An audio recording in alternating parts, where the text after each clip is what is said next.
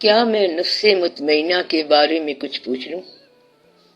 آپ ایک بات یاد رکھنا کہ اگر کبھی اللہ کریم کی طرف سے آپ کو دنیا کا 2 دن کے لیے با اختیار بنا دیا جائے، ہیڈ بنا دیا جائے کہ جو چاہے کرو، تو 2 دن کے بعد اللہ تعالیٰ کی کائنات کو جوں کا توں واپس کر دینا، اس کو نفس مطمئنہ کہتے ہیں۔ کیا اس اختیار کو بالکل استعمال نہیں کرنا؟ بالکل، اس میں رد و بدل نہیں کرنی۔ تو یہ خواہش ہی نہیں کرنی چاہیے؟ بالکل، اس خواہش سے دستبردار ہو جانا چاہیے۔ مطلب یہ کہ اس کائنات میں کوئی بات نہ انکریز کرو اور نہ ڈکریز کرو، نہ یہ کہو کہ یہ پسندیدہ چیز ہو جائے اور یہ ناپسند چیز نہ ہو، تو جیسے وہ تھی وہ چلا رہا ہے اور یہ ٹھیک ہے۔ اگر اس نے زندگی دینی ہے تو زندگی دے دے، اور زندگی سلب کرنی ہے تو زندگی سلب کر لے۔ یا اللہ، جو کچھ تو نے دیا یہ ہمارے لیے بہت ہے، اور مزید جو تو دے گا یہ تجھے ہی پتا ہے، ہم نہیں جانتے۔ ایک بات اور یاد رکھنا، بعض اوقات احسان کی شکل میں انسان پر ظلم ہو جاتا ہے، مثلا کسی ٹیلنٹ کا آ جانا، خوبی کا پیدا ہو جانا، اور ظرف نہ ہو تو وہ خوبی نقصان دے گی۔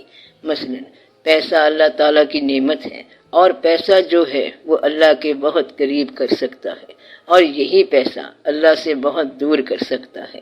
یہ جرم کو جنریٹ کر سکتا ہے۔ حسن ایک دولت ہے، بڑے کام کی بات ہے، مگر یہ حسن والے کو بلکہ دوسرے انسان کو بھی گمراہ کر سکتی ہے۔ یہ ایک ایسی چیز ہے کہ جس کے پاس ہے تو ہے ہی صحیح، لیکن جس نے دیکھا وہ بھی گمراہ ہو سکتا ہے، اور یہی نعمت ہے جو سب کو راہ راست پہ بھی لاتی ہے۔ اس لیے سب کے لیے دعا کیا کرو کہ اگر اللہ نے بادشاہت دینی ہے تو پھر ظرف بھی دے، یہ نہ ہو کہ کمینگی قائم رہے اور بادشاہت بھی مل جائے۔ اس سے بڑا جرم کوئی نہیں ہے تو وہ بادشاہ ملک کا ہیڈ، لیکن اس میں ظرف نہیں ہے۔ یا اللہ، ظرف کے بغیر لوگوں کو اختیارات نہ دینا، اگر اختیارات دیے ہیں تو ظرف بھی دے دو، تاکہ ان کو شعور بھی ملے، آنکھیں بھی ملے اور روشنی بھی ملے۔ اس لیے وہ صحیح بات کر سکیں گے کہ کہاں پہ کیا کرنا ہے۔ صرف اقتدار جتانے والے لوگ عام طور پر گمراہ ہوتے ہیں اور ظالم ہوتے ہیں۔ اقتدار کا نشہ بہت برا نشہ ہے، وہ خود بھی گمراہ ہوتا ہے اور دوسروں پر بھی ظلم کرتا ہے۔ اس لیے اللہ تعالیٰ سے دعا کیا کرو کہ آپ کو وہ ٹیلنٹ ملے جو ظرف کے مطابق ہو، تو اللہ پہلے ظرف عطا کرے، پھر ظرف کو لبریز فرمائے، پھر وہ خود بھی خوش ہو اور ہمیں بھی خوش رکھے۔ صرف یہ نہ کہتے رہنا کہ یا اللہ پیسے دے، پیسے دے۔ اگر اللہ نے پیسے دے دیے اور ظرف نہ دیا تو مارے جاؤ گے، برباد ہو جاؤ گے۔ یا اللہ ہمیں محبت سے دے، اپنا بنا کے دے، پھر جو کچھ دے گا وہ ٹھیک ہے تو وہ نعمت مانگو جو دینے والے کے قریب کرے، ورنہ وہ نعمت ہی آپ کو دینے والے سے دور لے جائے گی۔ تو یہ کہو کہ یا اللہ وہ نعمت دے جو تیرے قریب رکھے، اور ہم نعمتوں کے ذریعے تیرے سے دور نہ ہوں۔ تو اس طرح کی نعمت سے بچو جو انسان کو باغی کر دیتی ہے، بعض اوقات غریبی مایوس کر دیتی ہے، اس غریبی سے بھی پناہ مانگو جو مایوس کر دیتی ہے اور کفر پیدا کرتی ہے۔ اس مال سے بھی بچو جو مغرور کر دیتا ہے۔ یا اللہ مغرور کرنے والا مال نہ دے اور مایوس کرنے والی غریبی نہ دے، ایمان سے خارج کرنے والی غریب الوطنی نہ دے۔ آپ اپنے وطن میں رہو، اپنی ہستی میں رہو، اپنی بساط میں رہو، اور ان بساط میں رہو، خوش باش رہو۔ خوش رہنے کا آسان نسخہ یہ ہے کہ کسی کو خوش رکھو۔ کیا کرو کہ کسی کو خوش رکھو۔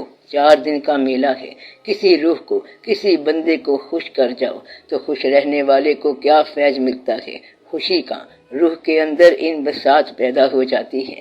تھوڑی دیر کے لیے ناپسندیدہ کو پسند کر لو، اور جو بہت پسند ہے اس سے تھوڑا گریز کر لو، پھر آپ کو حقیقت سمجھ آنا شروع ہو جائے گی۔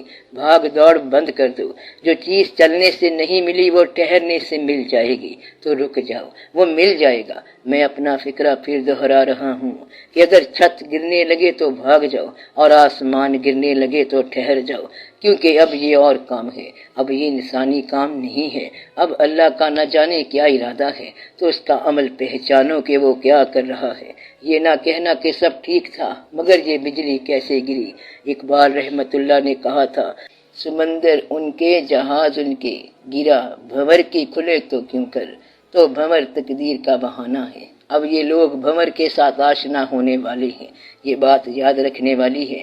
تو یہ نہ کہنا کہ ہر چیز ٹھیک ٹھاک تھی اور بھنور آ گیا، سب ٹھیک ٹھاک تھا، مکان پکا بنا لیا تھا، بس ایک بم آ گیا۔ اللہ کرے بم نہ آئے، زلزلہ نہ آئے۔ بعض اوقات قلوب میں زلزلہ آ جاتا ہے، ایک آواز آتی ہے اور کیا سے کیا ہو جاتا ہے۔ آوازیں سب کچھ توڑ دیتی ہیں، آواز آپ کا شعور سلب کر سکتی ہے۔ یہ بات یاد رکھنا، راز کی بات بتا رہا ہوں۔ بعض اوقات ایسا ہوتا ہے کہ ایک آدمی منزل پر جا رہا ہوتا ہے، بڑا مطمئن جا رہا ہوتا ہے، اور کسی جالس آدمی کی آواز آ گئی۔ اس آواز نے ایسا نقطہ لگا دیا کہ پھر کفل لگ گیا، یعنی کہ اس نے ایک ایسی بات کر دی کہ دوسرے کا خیال توڑ دیا۔ اور بعض اوقات ایسا ہوتا ہے کہ آواز آپ سے بات کر جاتی ہے، آپ جا رہے ہوتے ہیں اور ایک ناواقف آدمی پاس سے گزرا اور کہہ گیا کہ تیری خیر ہو، تو سب بحال ہو گیا۔ تو وہ ناواقف تھا، نہ اس نے لینا دینا تھا، بس کسی خوبصورت بچے یا بچی کو اس نے دیکھا اور کہا کہ تیری خیر ہو، تو آپ بحال ہو گئے۔ گویا کہ ایک سٹرے آواز چلتے چلتے آپ کو بحال کر سکتی ہے اور ایک سٹرے آواز آپ کو توڑ سکتی ہے۔ یہ سارے واقعات چل رہے ہیں یہیں پر۔ آپ اجنبیوں کے ساتھ تعلق رکھو، ان کے پاس آپ کا بہت سارا حصہ ہے۔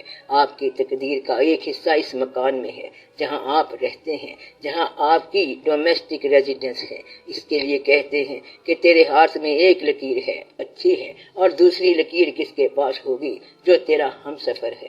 تبھی تو اچھی زندگی گزرے گی۔ تو کائنات کے بڑے مضامین میں نہ پڑو، بلکہ چھوٹی چھوٹی باتوں پر توجہ دو۔ اس کو راضی رکھو جو ہم سفر ہے، چاہے وہ ہم خیال نہ بھی ہو۔ ہم خیال شاید نہ ملے، ہم سفر کا ہم خیال ہونا ضروری نہیں، پھر بھی سفر اچھا ہو سکتا ہے۔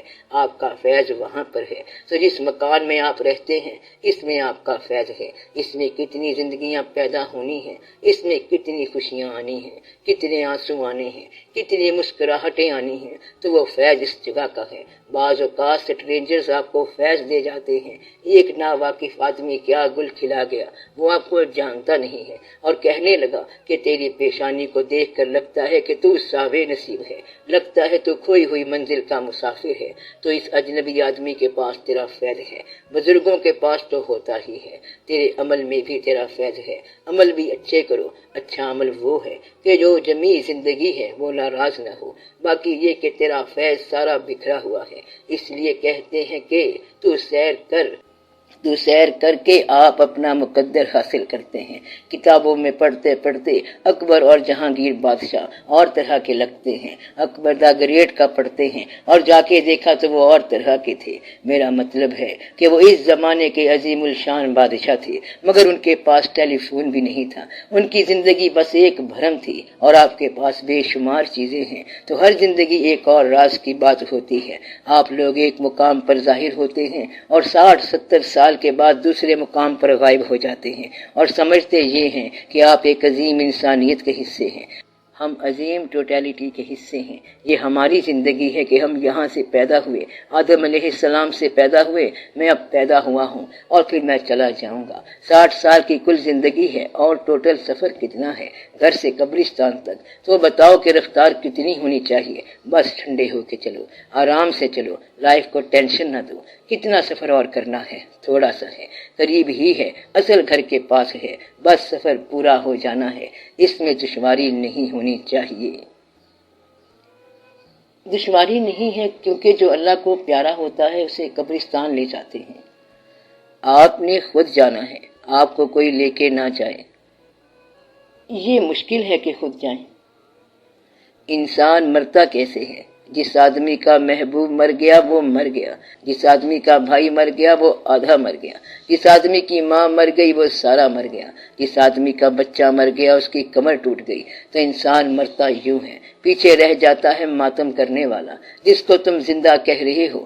زندگی تو رخصت ہو گئی، ایک ایک کر کے دوست چلے گئے، اب یہ آدمی ویران ہے۔ اگر آپ اپنے گاؤں میں جاؤ، اپنے شہر میں جاؤ، تو 60 سال کے اندر ساری آبادی بدل جائے گی، حالانکہ شہر بھرا بھرا ہوا ہوگا، تمہیں پتہ ہی نہیں چلے گا۔ تو شہر میں جاؤ اور جا کے دیکھو کہ کوئی محلے والا پرانا آدمی ہے، وہ دکاندار ہے، وہ وہاں نہیں ہوگا، اس کی دکان کہیں اور بن گئی۔ تو 60 سال میں شہر خالی ہو گیا، حالانکہ بھرا ہوا تھا۔ اب ڈھونڈنا تیرا تو درکنار، خود کھویا جا رہا ہوں ہجوم خیال میں۔ تو بندہ آپ ہی گم ہو گیا، تو آپ کہو گے کہ یہ ہمارا شہر ہوتا تھا، یہاں گامے کی دکان تھی، یہاں فلاں بندہ ہوتا تھا، بڑے دوست ہوتے تھے، اتنے ملنے والے تھے کہ بازار سارے سے گزرو تو کتنے گھنٹے لگ جاتے تھے۔ اب لگتا ہے کہ جیسے میں اپنے شہر میں اجنبی ہو گیا، اپنے علاقے میں اجنبی ہو گیا، حتیٰ کہ گھر کے اندر کچھ عرصے کے بعد آپ اجنبی ہو جائیں گے۔ وہ جو معصوم آوازیں ہیں وہ اور طرح کی ہو جائیں گی، اور ماننے والوں کے آداب بدل جائیں گے کہ شاید آپ پسندیدہ بوڑھے ہوں، شاید ناپسندیدہ ہوں۔ ایسے ہوتا ہے، ایسے ہی ہوتا ہے۔ تو اس طرح آپ بدلتے بدلتے اور ہو جائیں گے۔ آپ بڑی بڑی شاہراہوں پہ چل رہے ہو، تیز رفتاری میں چل رہے ہو، شاہراہ سے پھر چھوٹی سڑک پر آ گئے، چھوٹی سڑک سے گلی میں آ گئے، حتیٰ کہ بند گلی میں آ گئے، آخر میں بند مر جانا بھی مشکل۔ اب کہتا ہوں کہ کتنی کشادگی ہوتی تھی، اتنی بڑی سڑکیں ہوتی تھی، وہاں ایسے دوڑتے تھے جیسے جٹ ہوں، پلین ہوں، اور آخر میں کیا رہ گیا؟ بند گلی، جہاں سے مڑ نہیں سکتے۔ انا للہ۔ تو آپ نے خود نہیں مرنا، بلکہ مرتا وہ ہے جو مرنے والا دے جائے۔ موت اس کی جس پر غم آ رہا ہے، جو غم دے کے جا رہا ہے وہ تو آزاد ہو گیا، کہتا ہے یہ پکڑو غم کو اور میں چلا۔ جس نے اس کے غم کو سنبھالا اس کو موت ہے، اس کے پاس غم ہے، اس لیے ایسی موت سے بھی ڈرنا چاہیے۔ اور یہ موت ہو چکی ہے، کیسے ہو چکی ہے؟ بچپن مر گیا۔ کبھی پرانا فوٹو دیکھو تو آپ کہو گے کہ یہ میں ہوں، تو پوچھنے والا کہے گا کہ جو کہہ رہا ہے کہ یہ میں ہوں تو یہ کون ہے؟ اگر وہ آپ ہیں تو آپ کون ہیں؟ کہتا ہے کہ یہ بھی میں ہوں اور وہ بھی میں آپ ہوں، تو یہ دو آپ ہیں۔ تو ان میں سے ایک باب چلا گیا، مر گیا، وہ باب رخصت ہو گیا۔ اس لیے دعا کرو کہ اللہ تعالیٰ آپ لوگوں کو ایک ایسا عمل دے دے جو اس کو منظور ہو۔